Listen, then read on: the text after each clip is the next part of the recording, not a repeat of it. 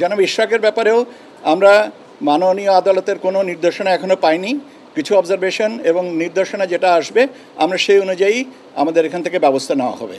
এই হচ্ছে আমাদের কাছে সর্বশেষ অবস্থান। জামাতের নিবন্ধন এবং তাদের প্রতীক, এই দুটো বিষয়। আর একটা হচ্ছে জনাব ইশরাকের ব্যাপারে এখনও পর্যন্ত জামাতের নিবন্ধন এবং আপনার প্রতীকের ব্যাপারে মাননীয় আদালতের কোনো অবজারভেশন আমরা পাইনি। অবজারভেশন পাওয়ার পরে এ বিষয়ে আইনগতভাবে যেটা প্রযোজ্য সেই অনুযায়ী ব্যবস্থা নেওয়া হবে। দ্বিতীয়টা হচ্ছে যে আপনার জনাব ইশরাকের ব্যাপারেও আমরা মাননীয় আদালতের কোনো নির্দেশনা এখনও পাইনি।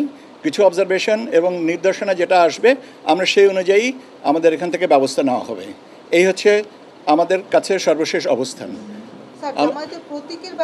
আমি প্রতীকের ব্যাপারেও তো বলেছি যে আইনগতভাবে যেটা প্রাপ্য সেটাই তারা পাবেন। এখন প্রতীকের ব্যাপারে কি অবজারভেশন আছে বা তাদের নিবন্ধনের ব্যাপারে কি অবজারভেশন আছে সেগুলো আমি কোনো ডকুমেন্ট না থাকলে প্রাতিষ্ঠানিকভাবে আমার কোনো কিছু বলার সুযোগ থাকে না। আমি কোনো কাগজ না পাওয়া পর্যন্ত প্রাতিষ্ঠানিকভাবে আনুষ্ঠানিক কোনো বক্তব্য দিতে পারবো না, সেটাই ঠিক আছে। আমাদের আচ্ছা অবজারভেশনটা তো থাকবে, অবজারভেশনটা তো কাগজটা পাওয়ার পরে অবজারভেশনটাও দিতে পারবো। এখন আমরা শেষ দিন কি শুরুর দিন এটার ব্যাপারেও আমার একই কথা যে আমরা যতক্ষণ না পর্যন্ত একটা কাগজ আদালতের থেকে পাচ্ছি ততক্ষণ পর্যন্ত এই ব্যাপারে মন্তব্য করা থেকে বিরত থাকতে হবে। ধন্যবাদ। আইনগতভাবে কোন দিকে গড়াবে সেটা হচ্ছে যে কমিশন সিদ্ধান্ত নেবেন। এই কমিশনেরও তো একটা নিজস্ব সিদ্ধান্ত নেওয়ার পরিস্থিতি আছে।